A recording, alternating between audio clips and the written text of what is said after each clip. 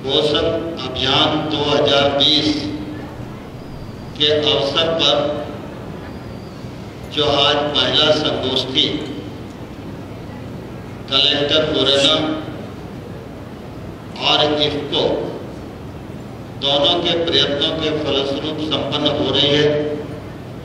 इस अवसर पर मैं आप सबको हृदय से बहुत बहुत शुभकामनाएं देता हूँ, बहुत बहुत बधाई देता हूँ।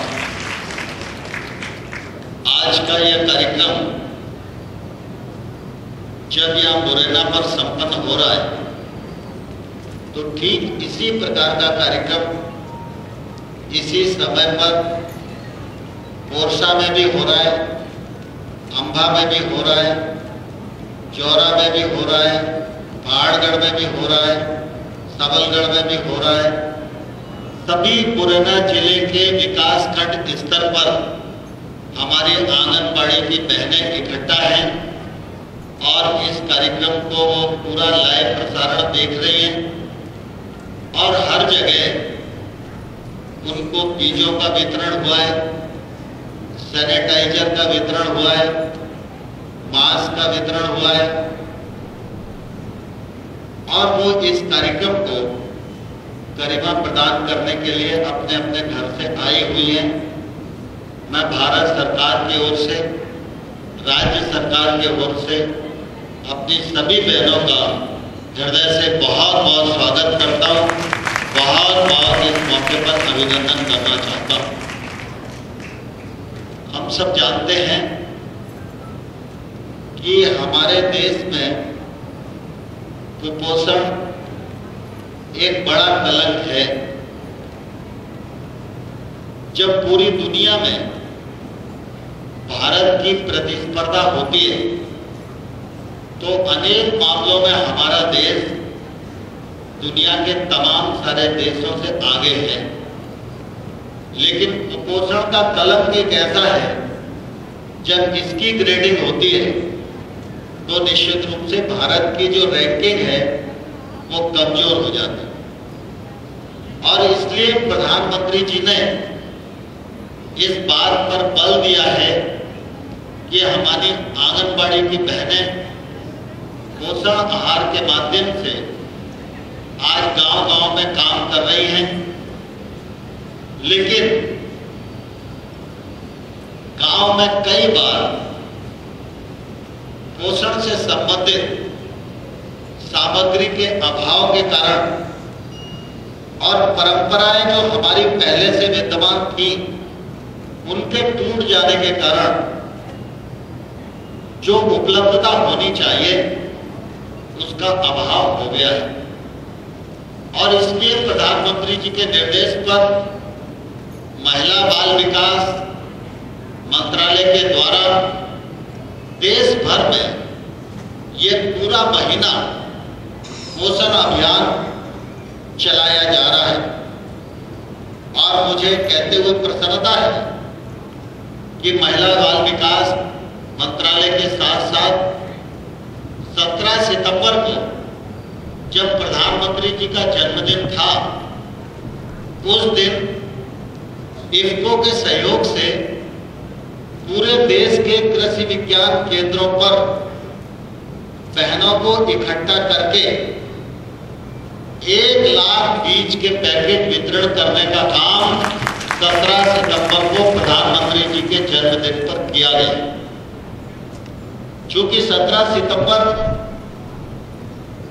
को मेरा आना संभव नहीं था, नहीं तो इस कार्यक्रम को भी हम 17 सितंबर को ही करने वाले थे। और इसलिए यह कार्यक्रम आज मुरैना जिले में संपन्न हो रहा है।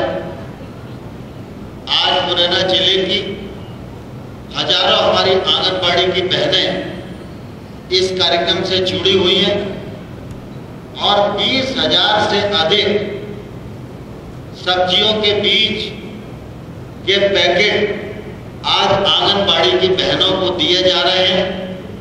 इस कार्यक्रम के माध्यम से बहनों से अपेक्षा है कि जो बीज का पैकेट आपको मिला है, यह बीज का पैकेट अगर आंगनबाड़ी के आसपास जगह है तो हम वहाँ इस बीज को बोएं, और जगह नहीं है तो हमारे गांव में जो गरीब परिवार हैं उनके घर में जितनी भी जगह है वहाँ इस बीज का उपयोग किया जाए।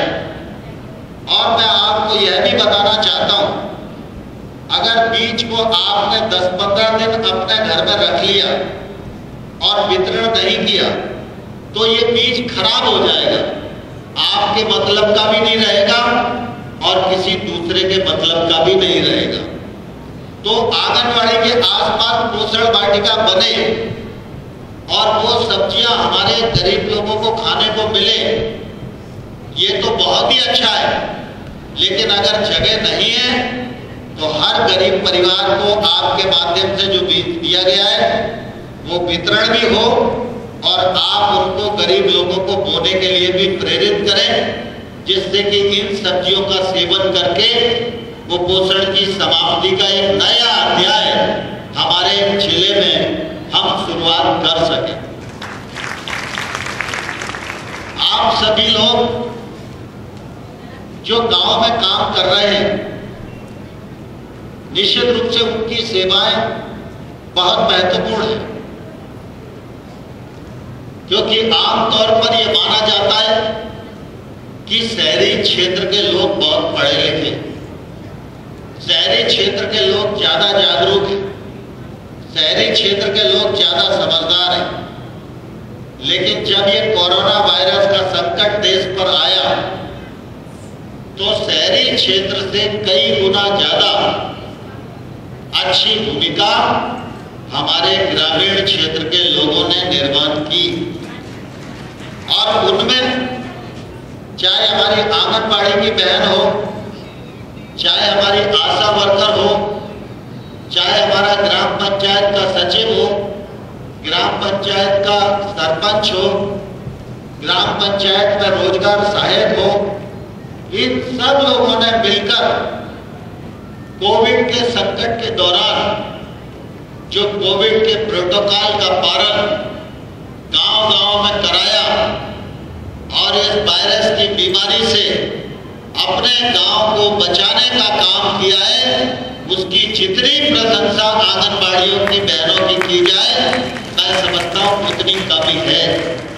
और इसके लिए आप सबका प्रधानमंत्री नरेंद्र मोदी जी ने भी अभिनंदन किया है, स्वागत किया है।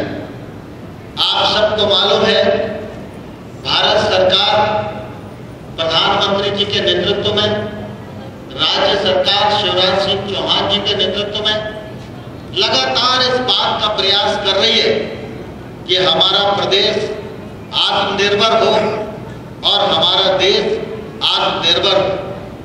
देश को आत्मनिर्भर बनाना है तो गांव को आत्मनिर्भर बनाना पड़ेगा, और गांव को आत्मनिर्भर बनाना है तो गांव में असमानता खत्म करनी पड़ेगी, गांव में विकृति को समाप्त करना पड़ेगा, गांव-गांव में आजीविका समूह खड़े करने पड़ेंगे, गांव-गांव में रोजगार के अवसर खड़े करने पड़ेंगे, तभी हमारा गांव आत्मनिर्भर बनेगा। गांव को आत्मनिर्भर बनाना है तो खेती को समृद्ध बनाना पड़ेगा। और आप सबको मालूम है खेती को आगे बढ़ाने के लिए हमारे प्रधानमंत्री जी ने एमएसपी को 1.5 गुना किया, 10,000 नए एफपीओ बनाने की घोषणा की, जिससे छोटे छोटे किसान जुड़े और अपनी खेती को समृद्धशाली बनाए, और गांव-गांव में वेयर हाउस बने, गांव-गांव में ग्रेडिंग मशीनें लगे, गांव-गांव में फूड प्रोसेसिंग यूनिट लगे, जिससे रोजगार के अवसर सृजित हों, गांव-गांव में पशुपालन बढ़े, मछली पालन बढ़े। इसके लिए प्रधानमंत्री जी ने 1 लाख करोड़ रुपए के इंफ्रास्ट्रक्चर फंड की घोषणा भी की है। अभी कानूनों के बदलाव की चर्चा देश में बहुत हो रही है, चाहे राजनीतिक दल हो, चाहे विद्वान हो, चाहे कृषि क्षेत्र के विद्वान हो, और चाहे प्रतिस्पर्धी दल हो। सभी लोगों के मन में इस समय कृषि सुधार से संबंधित जो कानून आए उन कानूनों के बारे में चर्चा है। कुछ लोग समर्थन कर रहे हैं, कुछ लोग विरोध कर रहे हैं। मैं इस कार्यक्रम के माध्यम से आप सबके भी ध्यान में लाना चाहता हूं कि जो लोग विरोध कर रहे हैं उनका विरोध किसानों का विरोध नहीं है।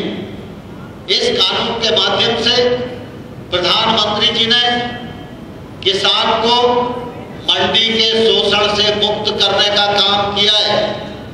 इस कानून के माध्यम से किसान को अपना उत्पादन अंतर्राज्यीय बाजार में बिना टैक्स के बेचने के लिए स्वतंत्रता प्रदान की है। इन कानूनों में किसी भी प्रकार से किसान का नुकसान नहीं है, लेकिन जो लोग विरोध कर रहे हैं उनको ऐसा लगता है कि जो कानून में बदलाव हम अपनी सरकार के समय करना चाहते थे लेकिन हम नहीं कर पाए, और मोदी जी ने साहसपूर्वक कानूनों को बदल डाला।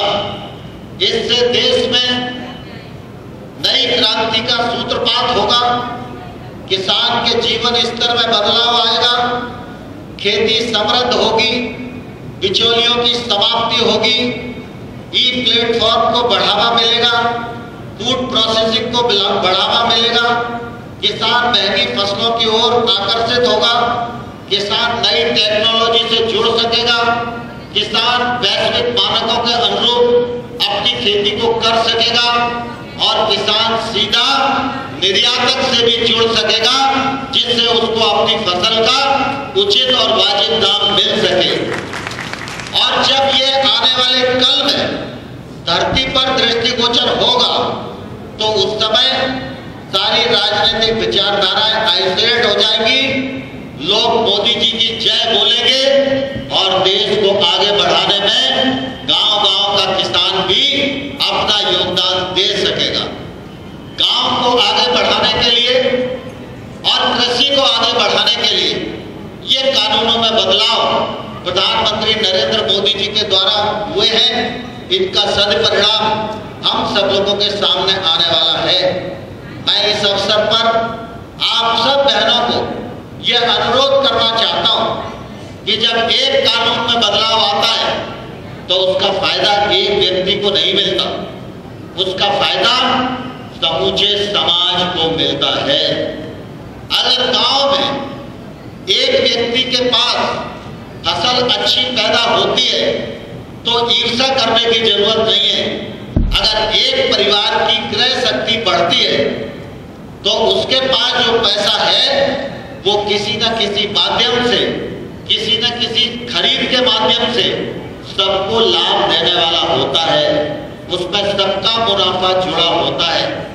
लेकिन मोदी जी ने तो साथ ही साथ ये भी कोशिश की है कि बड़े किसान का फायदा तो हो ही, लेकिन हमारे रिफॉर्म के द्वारा जो छोटा किसान है, 2 बीघा का किसान है, 5 बीघा का किसान है, 10 बीघा का किसान है, वह भी अपनी जमीन के रकबे को बढ़ा सके, महंगी फसलें पैदा कर सके और उसके परिवार में भी समृद्धि आ सके। यह सुनिश्चित करने के लिए मोदी जी ने ये रिफॉर्म करने की कोशिश की है। आप सबका भी सहकार इस मामले में जुड़े, यह अनुरोध इस कार्यक्रम के माध्यम से मैं सभी बहनों को करना चाहता हूं। आज हम सब लोगों के बीच में आप सबके क्षेत्र के जो जनप्रतिनिधि हैं वो भी इस मंच पर मौजूद हैं। कुछ लोग अस्वस्थता के कारण यहाँ पर उपस्थित नहीं हो पाए। मैं आप सब लोगों से आग्रह करूंगा कि जो जनप्रतिनिधि हैं और वो अपने घर से चलकर आप सबके इस कार्यक्रम को गरिमा प्रदान करने के लिए आए हैं, हम उन सबका भी तालियां बजाकर स्वागत करें। सबसे पहले कमलेश जाटव जी हमारे अम्बा पोरसा क्षेत्र के विधायक हैं, जरा इनको भी आशीर्वाद दीजिए तालियां बजाकर।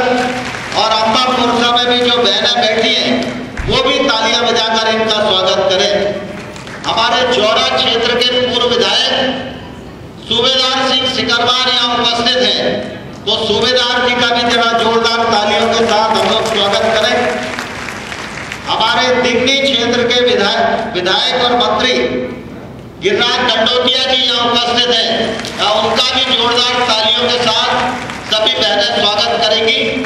रघुराज कंसाना जी अभी एक और कार्यक्रम है उसके लिए गए, तो रघुराज कंसाना जी का भी जोरदार तालियों के साथ हम स्वागत करें। एदल सिंह कंसाना हमारे सुमावली क्षेत्र के पूर्व विधायक हैं और मध्य प्रदेश सरकार में मंत्री हैं। वो कोविड से अस्वस्थ हो गए थे, आज वो ठीक हो गए, नेगेटिव रिपोर्ट आ गई है। एक आध दिन में मुरैना आकर वो आप सबकी सेवा में लगेंगे। तो एदल सिंह जी का भी हम तालियां बजाकर बहुत बहुत स्वागत करें।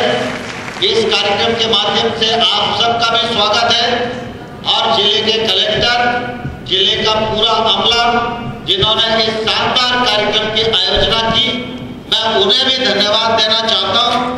और साथ ही साथ योगेंद्र जी यहाँ उपस्थित हैं, उनके माध्यम से इफ्को के सीएमडी हमारे अवस्थी जी, मैं उनको भी हृदय से बहुत बहुत धन्यवाद देता हूं कि उनके सहयोग से पूरे जिले में और देश में यह कार्यक्रम संभव हो सका है। आपको बहुत बहुत धन्यवाद, आपका बहुत बहुत